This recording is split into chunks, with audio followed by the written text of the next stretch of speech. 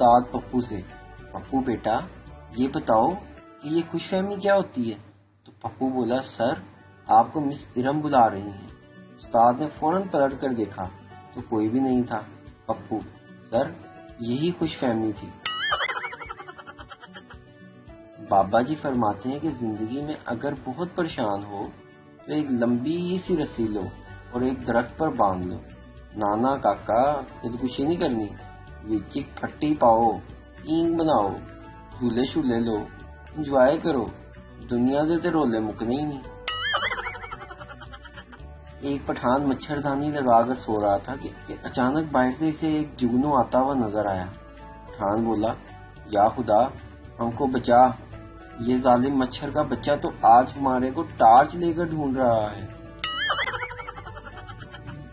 رشوت کو اردو میں ہمارے سرکاری بزرگ چائے پانی کہتے ہیں۔ وڈی تحقیق کے مطابق کیک رس کے ساتھ چائے نہ پیا کریں کیونکہ ساری چائے تو رس پی جاتے ہیں۔ پٹھان سے کسی نے پوچھا، اگر آپ کی شان میں کوئی گستاخی کرے تو آپ اسے معاف کر دیں گے؟ پٹھان بولا، معاف کرنے والی ذات تو اللہ کی ہے، ہم تو بس اسے وہاں تک پہنچا دے گا۔